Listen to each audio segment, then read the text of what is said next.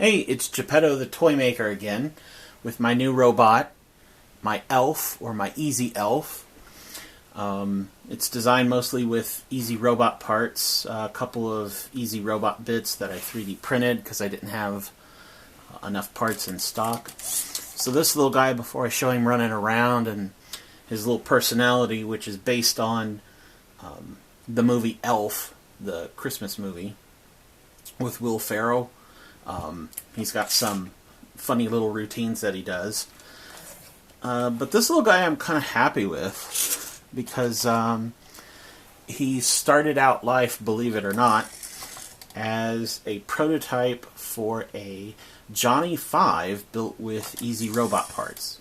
And the it was started from a thread in the now the Cynthium art community. I think Jeremy started this topic of, wouldn't it be neat to build our own Johnny 5 robot? And the topic came up of like, well, there's so many neat Easy Robot parts, why can't we build it with just that instead of 3D printing something? And Jeremy actually came up with a pretty cool design at the time. But I gave it a shot myself, and what I started out with is the lower base here, and then kind of built up this mechanism that is a little bit reminiscent of the Johnny 5 lower body, where he could raise and lower the body. And then up from there, I built this larger upper torso. And if you can imagine that this base is relatively small, the kind of waist section here is kind of lightweight, and then imagine a great big upper torso at an attempt to be a Johnny 5, and it was highly unstable. It weighed way too much. It just wasn't working. So in frustration, I kind of tossed the robot into the parts bin for a while, and then I decided, well, now wait a minute, I like the lower part, I like this part, why don't I just create something, totally from scratch?